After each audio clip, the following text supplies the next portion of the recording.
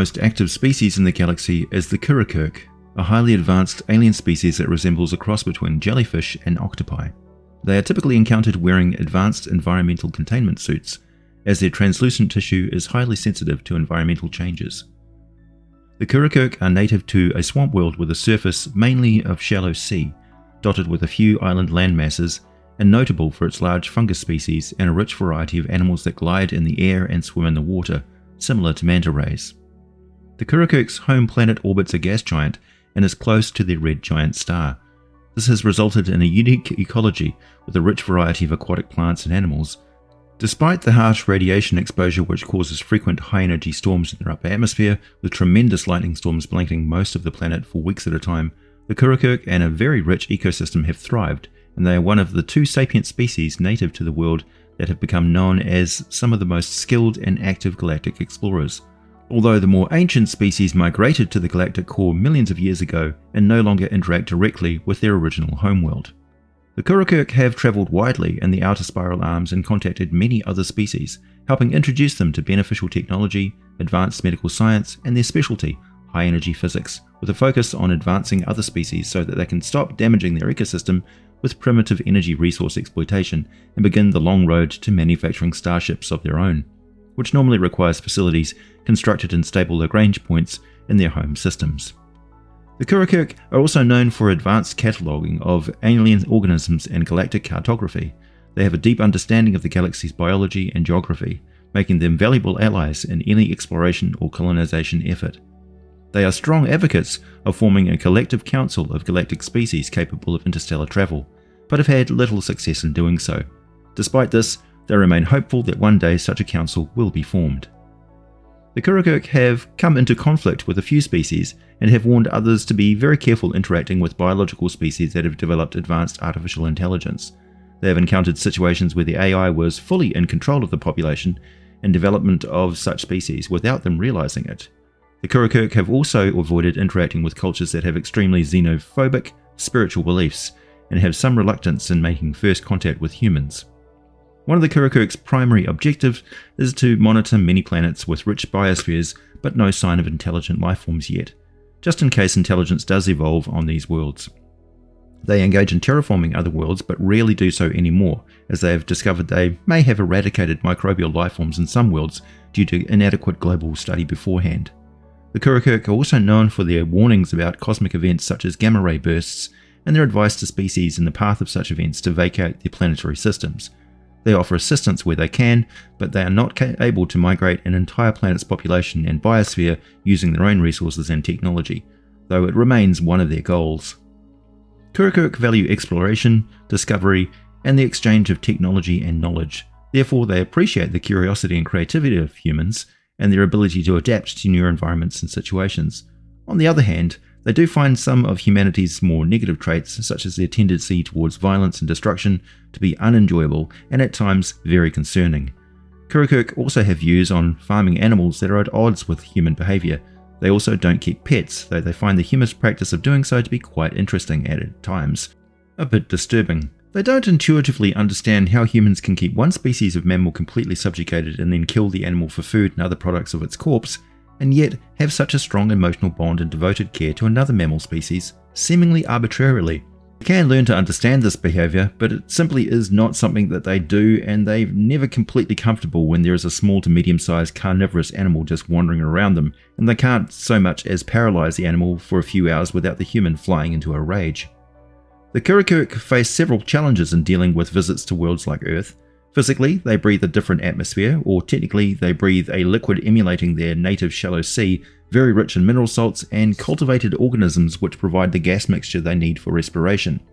And their homeworld has a lighter gravity, which means moving around on Earth is very tiring and can cause damage to their body.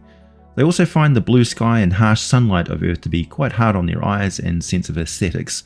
They find the colour blue to be unfavourable, much preferring green and purple instead. They also find the colour yellow to be pleasant, and it is the predominant colour you will find in instrument panels that they are using. Kurikurk have become accustomed to the strange two-legged biped humans, but they do often face a bit of prejudice and discrimination from some human individuals or groups, who may view them as a threat to their ideology or industry. But despite facing physical violence from humans now and then, the Kurikurk refrain from retaliating in kind. They may defend themselves if faced with no other choice, and have a very effective neurotoxic personal weapon that is commonly worn concealed in the tip of one tentacle, which is not very strong but incredibly sharp, and their reflex speed is much faster than that of a human. Kurikurk share a lot of their culture with any species they interact with, but are fairly secretive about this potent weapon. Certainly they have developed a high-tech version of a perfectly natural, organic one that has evolved in their species. Some unique cultural events that one might wish to experience on the Kurikurk's home planet include the annual Sea Glide Festival, where Kurikurk gliders perform intricate aerial acrobatics over the planet's shallow seas, and the Fungus Harvest Celebration, which involves the harvesting and consumption of the planet's largest and most prized fungus species. Visitors may also enjoy experiencing the Kurikurk's unique musical tradition, which involves the use of complex rhythms and harmonies produced by a variety of aquatic and fungal instruments. They also put on technology displays with highly popular award ceremonies for technological advancements. One notable Kurikurk scientist was Kurikurk, who made groundbreaking discoveries in the field of astrobiology and was instrumental in developing the Kurikurk's advanced catalogue of alien organisms.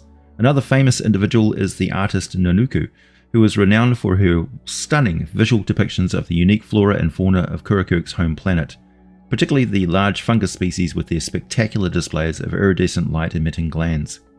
The ancient sapient species which also evolved on the Kurikurk homeworld shared a common ancestry with the amphibious flying manta rays, and they are highly protected species with the potential to produce more sapient offshoots. It is possible to communicate with the largest variety of them using light displays. They have a dialect which has been extensively studied, and a significant portion of the world's surface is reserved exclusively for native flora and fauna, with very limited activity by the Kurikurk and absolutely no activity permitted by non-native species without close supervision. The Kurikurk have established a galactic protocol for making first contact with other intelligent life forms, known as the Kurikurk Protocol or K protocols, which are now a standard official policy of planet Earth's official galactic ambassadorial program. When interacting with new species, it is important to approach with caution and respect for their culture and way of life. Here are some general protocols and guidelines that could be followed. Before initiating contact with a new species, it is important to do thorough research on their culture, language, customs, and any potential hazards. This will help to ensure a respectful and safe interaction. It is important to approach the new species with peace and diplomacy, avoiding any aggressive or threatening actions, and to seek to establish a friendly relationship. Communication is key when interacting with a new species. Use clear and simple language to avoid any misunderstandings, and try to learn their language as well to facilitate better communication. It is important to respect the culture and customs of new species, avoiding any actions or behaviors that would be considered disrespectful or offensive. Take precautions to avoid spreading disease or infection between the species. This may include quarantine measures or the use of protective equipment. Be open to learning about the new species and their way of life. This can help to establish a better understanding and relationship between the species. And finally, avoid imposing values or beliefs onto the new species. Allow them to express their own values and beliefs without judgment or influence.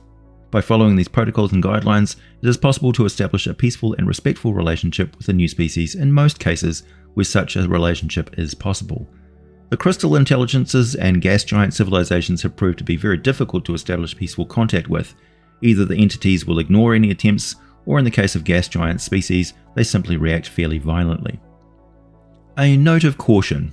The Kurikurk have identified clear evidence that many advanced species' behavior and development alters significantly due to the influence and activity of high-dimensional lifeforms that are purposefully aloof for the overall benefit of themselves and lower-dimensional species in general. The Kurikurk warn that research and investigation on this subject is liable to be restricted by the higher-dimensional lifeforms for their own benefit, as they are inextricably linked to lower-dimensional lifeforms by their very nature. This is particularly evident in more isolated intelligent species. But they have assured humans that this influence of higher dimensional lifeforms is not highly prevalent in their civilization at this time, and even if it were, it should be of no great concern to humanity, as this is just a normal state of affairs. Ignorance is bliss is the phrase they often select from human language to describe this eloquently. End of file.